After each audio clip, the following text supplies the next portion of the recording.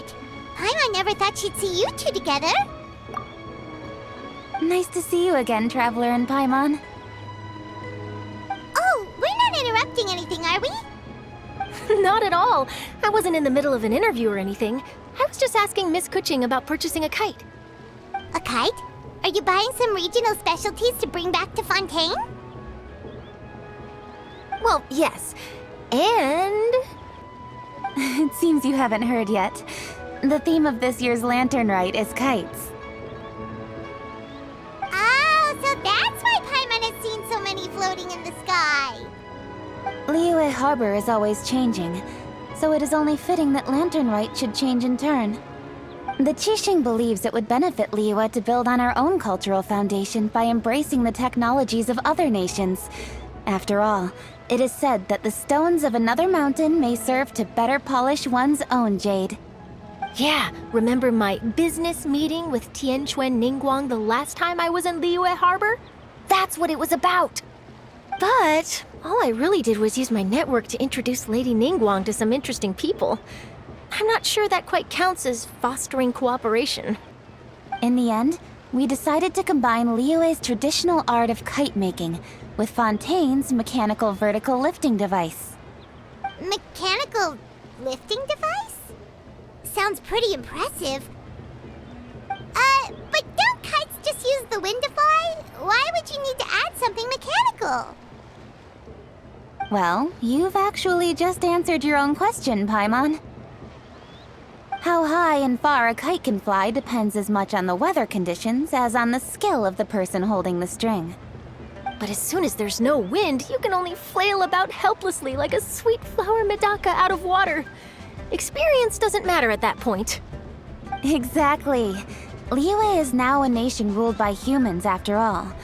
It's about time we had the power to make a kite fly, don't you think? Plus, the easier we can make it to enjoy, the more people will want to participate. Right? I also thought it was a novel idea. Plus, it shouldn't cost much to do. With Miss Charlotte's help, everything has gone smoothly. Our new mechanical kites are already available to purchase from a stall in the harbor. We're having trouble keeping up with demand. We also gave quite a bit of thought to the price. We didn't want it to be too much more expensive than a traditional kite. Cool! Turns out you two and Ningguang like playing with toys just as much as Paimon! Toys? They're not exactly toys. You see, Miss Kuching? That does seem to be everyone's first reaction. Although kites are one of our most time-honored cultural relics, outside of their use in certain ceremonies, I suppose they're considered playthings more than anything now. But to me, there's so much more than that. Think for a second about how remarkable it is that a flimsy paper kite attached to a string has the capacity to touch the sky. It is this light piece of paper that also carries the weight of Liyue's cultural traditions. There's an old poem that goes, "O kite born of paper, flying true and sound, a lone traveler wanders, just waiting to be found."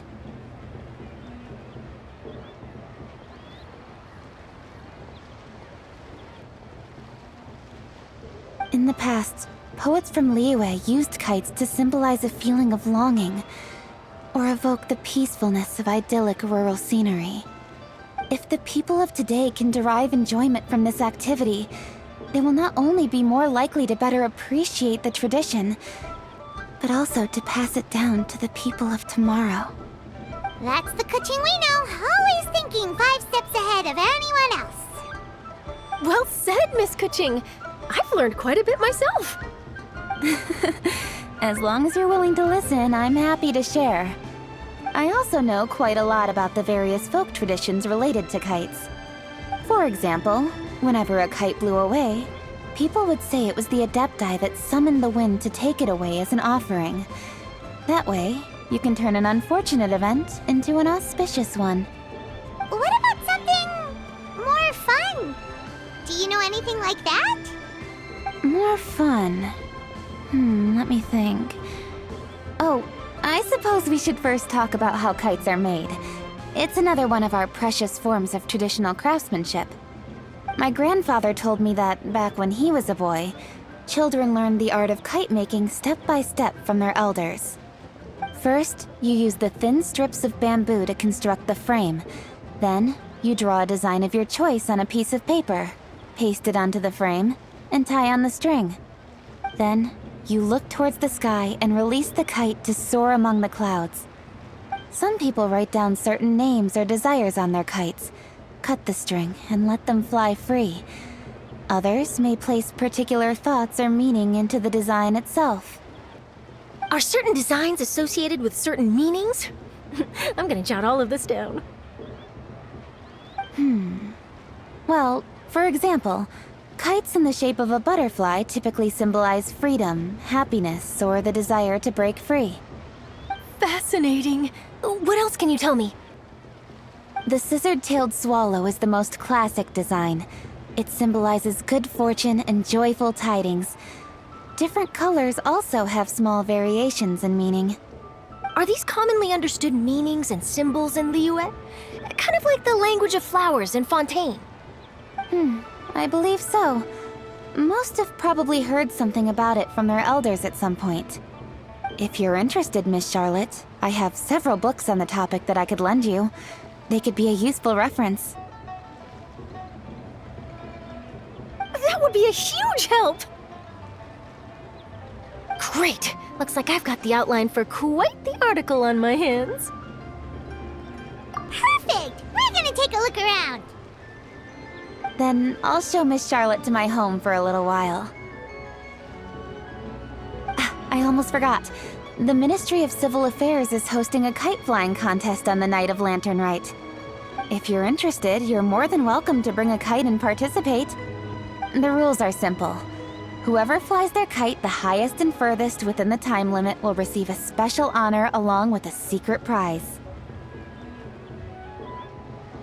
I've already prepared more than enough empty film for the event. I can see the spectacle already. Maybe tone it down a bit, Traveler. What if we don't win? It's better to keep a low profile until the competition starts. Then we'll give them a show they never saw coming. Oh, that secret prize is ours. Then I'll look forward to seeing your performance. You bet! See you then!